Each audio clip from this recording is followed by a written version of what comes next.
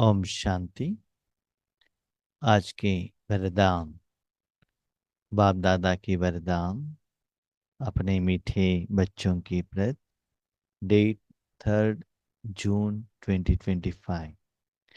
वरदान है, बाप की छत्र छाया के नीचे नाजुक परिस्थितियों में भी कमल पुष्प समान न्यारे और प्यारे भव। बाप की छत्र छाया के नीचे नाजुक परिस्थितियों में भी कमल पुष्प समान न्यारे और प्यारे भव। जैसे स्थूल रूप में, लौकिक रूप में छोटे बच्चे रहते हैं, वो ज्यादातर अकेले रहना चाहते हैं क्योंकि फ्रीडम में रहना है। माँ बाप के साथ में रहेंगे तो माँ बाप जैसे कहेंगे वैसे करना पड़ता है। तो वो बात इनको अच्छा नहीं लगता है कि उनका संस्कार अलग है, इनका संस्कार अलग है। लेकिन वही छोटे बच्चों को जब समस्या आती है ना, भाग भाग कर आ जाता है इसके पास माँ बाप के साथ, और आकर माँ के गोद में बैठ जाते हैं और कहते हैं जो समस्या आई है ना उसको आप भगाओ। समस्या क्रिएशन इन्होंने किया। समझ लो एक कुत्ता था, कुत्ते को पत्थर इन्होंने लगाया, उसका फलस्वरूप वो भाग कर इसको काटने के लिए आ रहा है। ये क्या करते हैं, उनको फेस करने का शक्ति इनके पास नहीं है, पत्थर तो लगाए। तो क्या करते हैं, आकर माँ की गोद में आकर बैठते हैं और कहते देखो बग कुत्ता भौंक रहा है, काटने के लिए आ रहा है। वो क्यों आता है? आपने पत्थर मारा तो ही तो आया ना वो। ऐसे ही जब हम बच्चे कोई ऐसे कर्म करते हैं, उसका फल परिस्थिति के रूप में, परिस्थिति स्वस्थिति नहीं, चिंता, असफलता, हम्म, बीमारी, इसे परिस्थिति के रूप में आ जाता है। तो उस समय बाबा कहता है जैसे लौकिक में आपके माँ बाप आपको सहयोग देते हैं, इसे मैं भी आपको दे देता हूँ। वर्तमान समय में हम देखते हैं स्थूल रूप में माँ बाप और बच्चे नजदीक में नहीं रहते हैं। एजुकेशन, पढ़ाई के टाइम में भी दूर रहते हैं, कमाई करने के समय पर भी दूर रहते हैं। तो माँ बाप कैसे सहयोग दे सकता है? तो आज भगवान, आत्मिक पिता, परमात्मा हमको ये गारंटी देते हैं, बच्चे ऐसी परिस्थिति में आत्मा बनकर मेरे पास में आ जाना, मन बुद्धि से मेरे साथ कनेक्ट हो जाना, तब देखो ऐसे परिस्थितियों में भी मैं आपको कैसे प्रोटेक्शन करता हूं। ऐसा नहीं कि परिस्थिति चला जाएगा, ऐसा नहीं, परिस्थिति रहेगा। इसलिए बाबा ने कहा कमल पुष्प समान।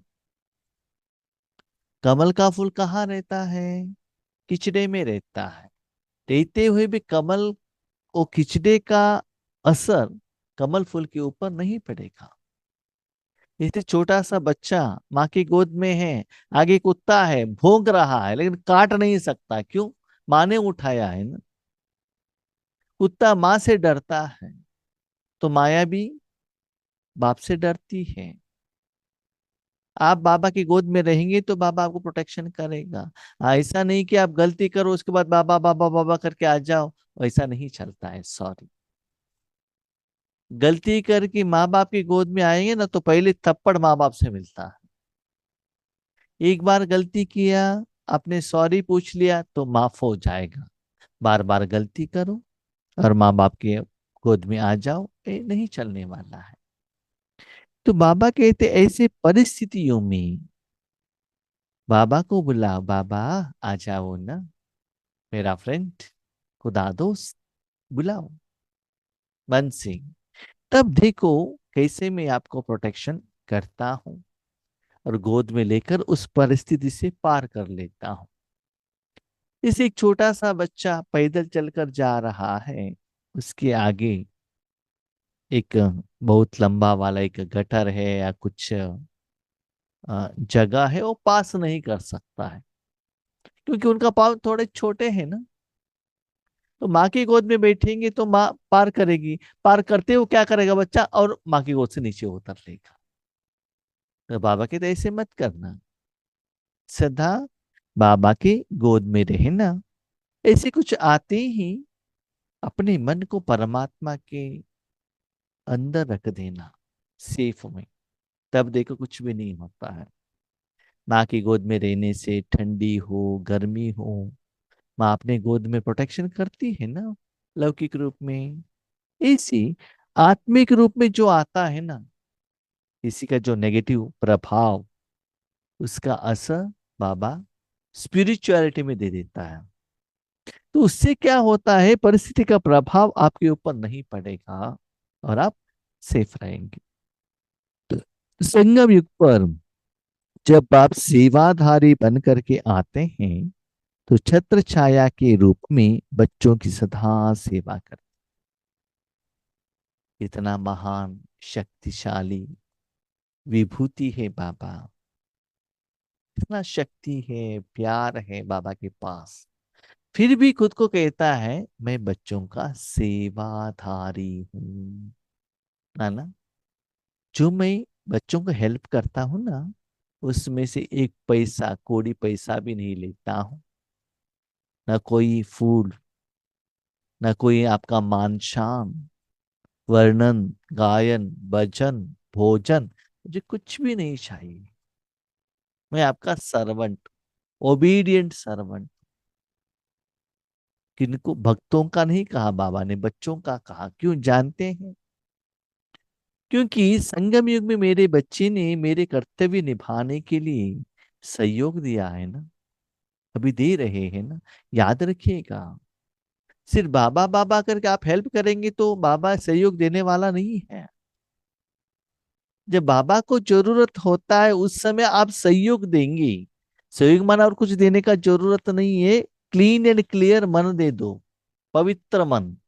उस समय मन सिर्फ भगवान के हाथ में रहना चाहिए, और कहाँ भी अटका हुआ लटका हुआ मोह के वश में नहीं रहना चाहिए। 100% भगवान के हाथ में। लौकिक में कभी ड्यूटी करते हैं तो फुल टाइम ड्यूटी की तरफ हमारा मन बुद्धि रहता है और कहाँ भी जाता नहीं है ना। ऐसे ही जब ईश्वरी सेवा की बात आती है, मन को भगवान के हाथ में दे देना। तो जो सच्चे बच्चे ऐसे मुझे हेल्प करते हैं, सहयोग देते हैं, जब उन बच्चों को ऐसे कुछ समस्याएं आती हैं, तो सेवाधारी के रूप में मैं उनको छत्र छाया के रूप में, अब कहते हैं मैं सदा सेवा के लिए रेडी हूं, भले अमृत वेले में बुलाओ। कभी कभी हम कहते हैं अमृत वेले के बाद बाबा भक्तों का इच्छा पूर्ण करने के लिए जाता है ना। यस, जाता है। फिर भी सच्चे बच्चे हैं तो उनके सहयोग में भी बाबा आ जाता है। ऐसा नहीं है हम तो सच्चे बच्चे हैं ना, कभी भी बाबा को बुलाएंगे तो आ जाएंगे, तो अमृत वेले योग नहीं करेंगे, ऐसा नहीं होता। करना पड़ता है। राइट। तो जो बच्चे मेरे बात मानते हैं और जैसे बाबा कहता है ऐसे चलते हैं, उनकी सेवा में मैं सदा रेडी हूं।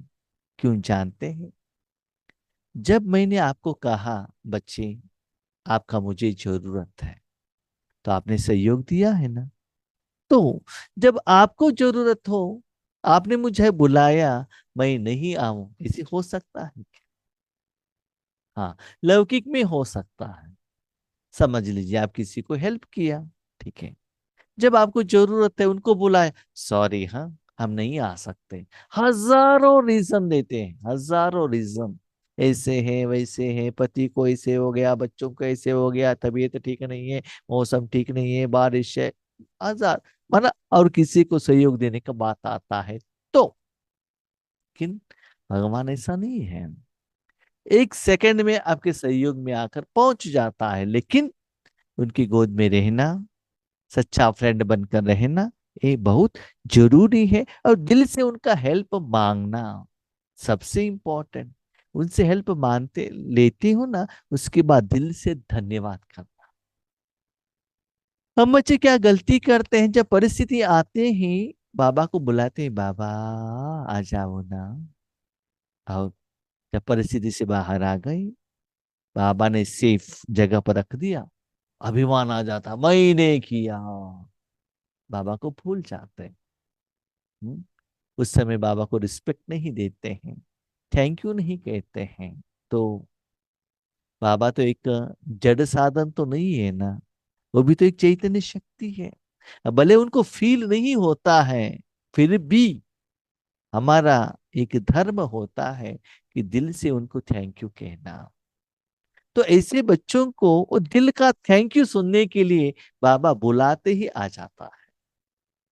बाबा कहते हैं कभी कभी ऐसे बच्चों के बाजू में मैं सदा रहता हूँ, कब बुलाते ही जी हुजूर करके मैं आ जाता हूँ। सच्चे बच्चों के लिए, जो बच्चे मैं कहते ही सेवा के लिए एवर रेडी रहते हैं, हाँ जी, उन बच्चों के साथ में भी मैं हाँ जी करके सदा रेडी रहता हूँ। याद करते ही सेकंड में साथ का अनुभव होता है। बाबा कहा, एक सेकंड में, हाँ मैं बाबा के गोद में शांत। बाबा ऐसा है, क्या करें, परिस्थिति आई। कभी कभी हम लोग क्या करते हैं, ऐसी परिस्थिति आते ही हमारा कोई फ्रेंड रहते हैं, नहीं तो गुरु रहते हैं, नहीं तो ऐसे स्पिरिचुअल साथी भाई बहने रहते हैं, तो उनको फोन करके बात करते हैं, भाई जी बहन जी ऐसे क्या करें। नहीं तो अपने जो फ्रेंड्स हैं या पति हैं, माँ बाप, इनसे बात करते हैं। तो वो सुनकर उसका क्लैरिफिकेशन देते हैं। नहीं तो उनको कुछ जरूरत है, फाइनेंशियल हेल्प हो या कुछ इन्फ्लुएंस करना है और किसी के साथ आपको हेल्प चाहिए, कर देते हैं। ऐसे आप बाबा को बुलाते ही बाबा कहते, बच्चे क्या बात है, क्या हुआ। बाबा देखो ऐसे ऐसे हुआ है, क्या करें। मैंने जिंदगी में देखा है, कभी कभी परिस्थितियां आती हैं, आने के बाद मैं देखता हूँ, वहाँ वो परिस्थिति आती है ऑटोमेटिकली स्वस्थिति चला जाता है। स्वस्थिति माना शांति, ऐसे भी चला जाता है। बाबा के साथ मन नहीं जुड़ता है, किसी के साथ ऑपोजिशन आ जाता है। तो बाबा इससे बाहर कैसे आऊं। तुरंत मुझे क्या होता है ना, इसके पहले जो बाबा ने मुरली कहा उसके बारे में वो बात याद आता है। बाबा कहते, बच्चे देखो ऐसे आगे आने वाला है, इसके लिए आप ऐसे रहो। जो बाबा हमारे द्वारा क्लास कराता है ना, वो पॉइंट याद आता है। जैसे कि समझ लीजिए, आज न्यूज चैनल द्वारा वेदर का फॉरकास्ट देते हैं कि देखो 5 दिन बारिश होने वाला है। तो जहां भी हम सेवा के लिए जाते हैं, बारिश है तो अम्ब्रेला लेकर जाते हैं ना, तो बारिश आ गई, अम्ब्रेला यूज करो। इसीलिए बाबा कहते हैं हर रोज मुरली सुनो, वो मुरली का पॉइंट याद आता है। यस, बाबा ने कहा था कि मुझे भी परिस्थिति आया, कल भी आया, आज भी आया, लेकिन बाबा ने क्या कहा था, दुख ना दो, दुख ना लो, शिक्षा दो, क्षमा करो, उनको सहयोग दो। वो पॉइंट याद आता है। साथ में बाबा से बात करने से, देखो बच्चे ऐसा है, ऐसा है। बाबा कहता है इस विधि को अप्लाई करो, जो मैंने ऑलरेडी आपको कहा है मुरली में। इसका मतलब आगे एडवांस में जो परिस्थिति आने वाला है बाबा पहले ही जानता है। एक ज्ञान द्वारा बाबा कहता है बच्चे ऐसे प्रोटेक्शन करो। दूसरी बात है, उस समय उससे बाहर आने के लिए जो शक्ति चाहिए वो भी बाबा आपको दे देता है। तब आपको पता चलता है, इस कारण, बाबा के कारण हमको सहयोग मिला। इसलिए बाबा कहते हैं बच्चे आप मास्टर सर्वशक्तिवान हो। इसका मतलब एक कोई बेटा या बेटी, कुछ उनको घर में फाइनेंशियल प्रॉब्लम है, पिताजी को फोन करते हैं, पिताजी पैसा भेज देते हैं ना, पिताजी धनवान है। तो ऐसे या बाबा कहते ही मन को भगवान के साथ रखने से उस प्रॉब्लम से बाहर आने के लिए रूहानी शक्ति बाबा देता है। रूहानी, फाइनेंशियल है तो किसी न किसी रूप में फाइनेंस सप्लाई करता है। शरीर का हेल्थ का प्रॉब्लम है, कोई डॉक्टर द्वारा आपको मेडिसिन दिलाता है। सबसे इंपॉर्टेंट, रूहानी शक्ति फ्लो होना, वो एहसास आपको होने लगता है। ओ, तो इसीलिए बाबा कहते हैं आप मास्टर सर्वशक्तिवान हो, माना अपना शक्ति को यूज मत करना, उस समय भगवान के साथ जुड़ना, उस समय जो चाहिए वो शक्ति मैं दे देता हूं। तो भगवान के साथ जुड़ना, भले वो ज्ञान का शक्ति हो, या शांति हो, सुख हो, आनंद हो, what ever it may be, वो शक्ति द्वारा उस समस्या से, परिस्थिति से बाबा बाहर लेकर आते हैं। इसलिए बाबा कहते हैं याद करते ही सेकंड में साथ का अनुभव होता है। तो तुरंत आपके साथ बाबा बात करना स्टार्ट करता, अच्छा क्या हुआ, कैसे हुआ, ये क्या है, वो क्या, बाबा कहता है यह याद की छत्र छाया कैसे भी नाजुक परिस्थितियों में कमल पुष्प के समान न्यारा और प्यारा बना देती है। परिस्थितियां तो रहती हैं, अब नीचे पाँव रखने से आपको गंदगी लग सकता है, लेकिन नीचे मन रूपी पाँव नीचे रखने के लिए बाबा चांस नहीं देता है, सदा गोद में ले लेता है। और ईश्वरी जिंदगी में मैंने ये भी देखा है कि अभी हमने आपको कहा कि बच्चे देखो ऐसे ऐसे करना चाहिए, इन एडवांस में बता देते हैं। सपोज बाबा ने कहने के बावजूद भी हमने उस विधि को, ज्ञान को अप्लीकेशन नहीं किया, समझ लीजिएगा। नेक्स्ट डे मुरली में कहता है बच्चे देखो आपने ये अप्लाई नहीं किया, मैंने ऐसे कहा था लेकिन आपने ऐसे अप्लाई किया, ये रॉन्ग अप्लाई होने के कारण ये ऐसे रिजल्ट्स आया, इसीलिए नेक्स्ट टाइम ऐसे कुछ आता है ना, इसको ऐसे चेंज करो। तो वो भी बाबा क्या कहता, क्लैरिफिकेशन देता।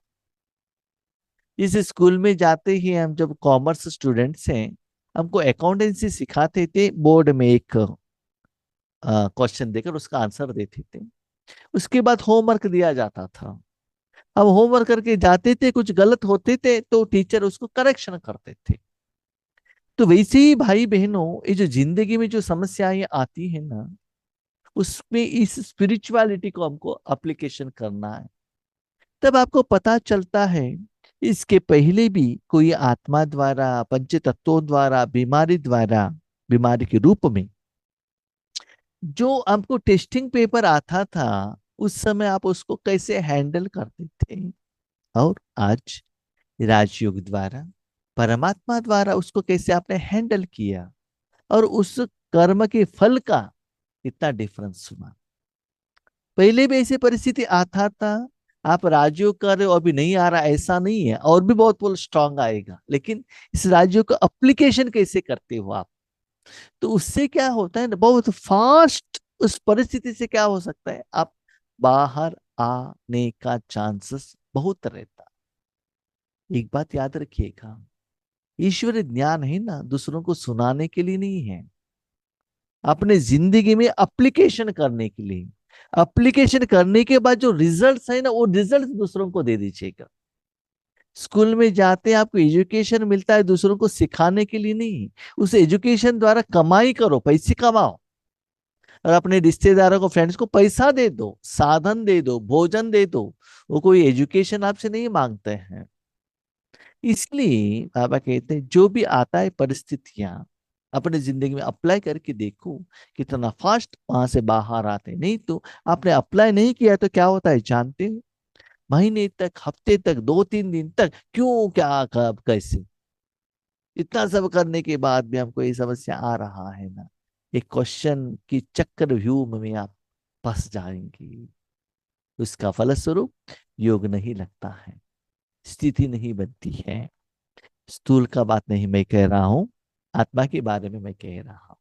ठीक है, मेहनत नहीं लगती उस परिस्थिति से बाहर आने के लिए, मेहनत नहीं लगती। भले आप खिंचने में हो, फिर भी वो खिंचने का एहसास नहीं होता है, वो परिस्थिति है, ठंडी नहीं हुई है वो, लेकिन वो उतना लगता नहीं है आप।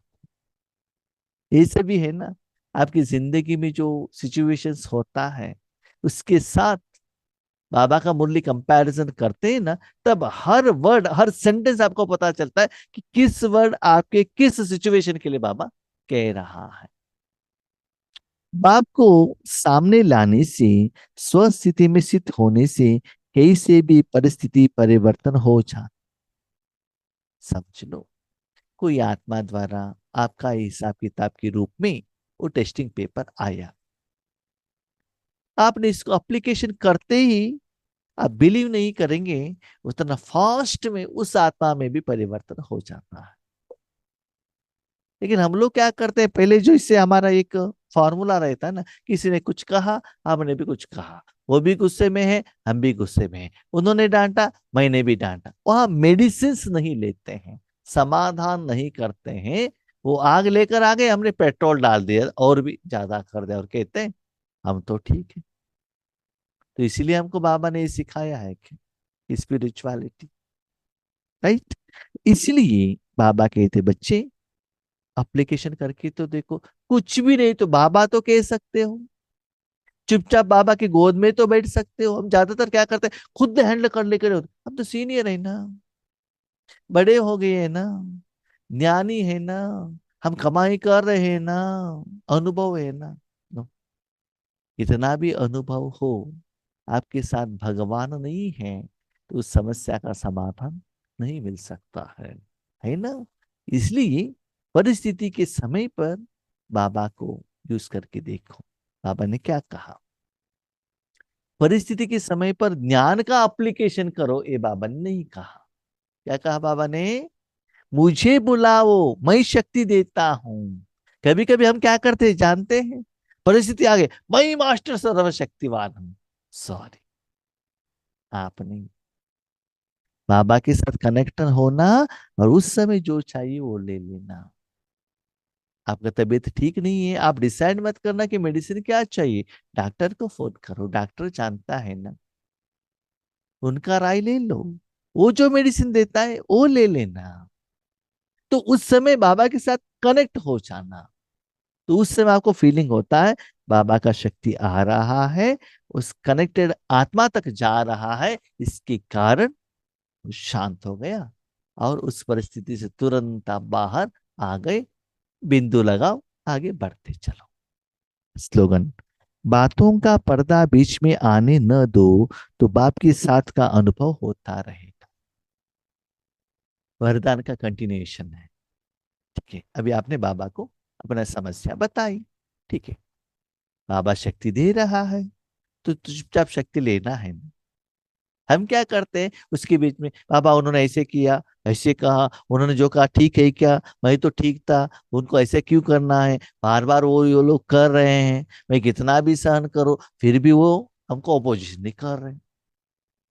तो बाबा आपको शक्ति दे रहा है, बीच में क्या कर रहे हो, बातें कर रहे हैं, तो बाबा को डिस्टर्ब कर रहे हो ना।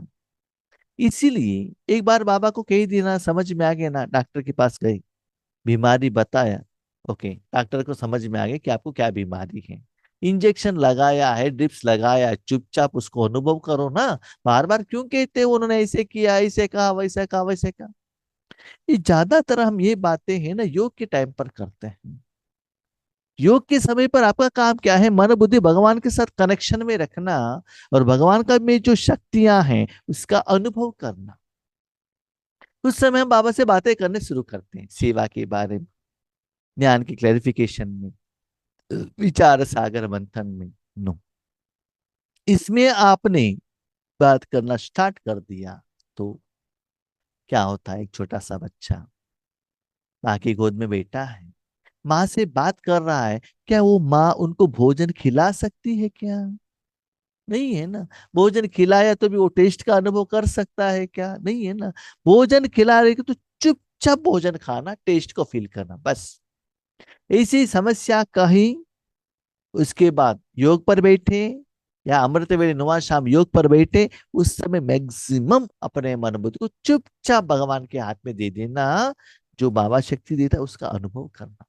हाँ, जो भी बातें करना है ना, जब आप कर्म में रहते हो ना, कर्म के समय पर आप योग तो नहीं लगा सकते हो, क्योंकि मन बुद्धि आपको कर्म की तरफ चाहिए। उस समय क्या करो, बाबा से बात करो, बाबा ऐसा है वैसा है। उस समय माना अपना जो टाइमिंग का जो फॉर्मेट है ना, अब थोड़ा सेट करना, कि किस समय मुझे बाबा के साथ बातें करना है, किस समय मुझे उनके साथ योग लगाना है। वॉकिंग कर रहे हो, बाबा के साथ बातें करो, उस समय जो भी लेन देन है, डिस्कशन है, जो भी उस समय करना, ठीक है। इसीलिए जब बाबा शक्ति दे रहा है, उसके बीच में बाबा से बात करके वो शक्ति लेने का अनुभव कम नहीं करना, ये बाबा कह रहा है। ओके, ज्ञान द्वारा समस्या का समाधान आना वो बात अलग है, शक्तियों द्वारा समाधान आना अलग है। अभी देखो अपने पिताजी के पास जाते हो फाइनेंशियल प्रॉब्लम के लिए, तो आपका पिताजी कह सकता है ठीक है नया बिजनेस स्टार्ट करो, हाँ, और कुछ सजेशन दे सकते हैं। दूसरा है डायरेक्ट पैसा ही दे सकता है, कौन सा अच्छा है बताओ? उनका ज्ञान लेकर आप कमाए करके समस्या का समाधान लेना अच्छा है, कि डायरेक्ट पैसा लेकर समस्या का समाधान लेना अच्छा है? आप डिसाइड कीजिए। ओके। ओम शांति।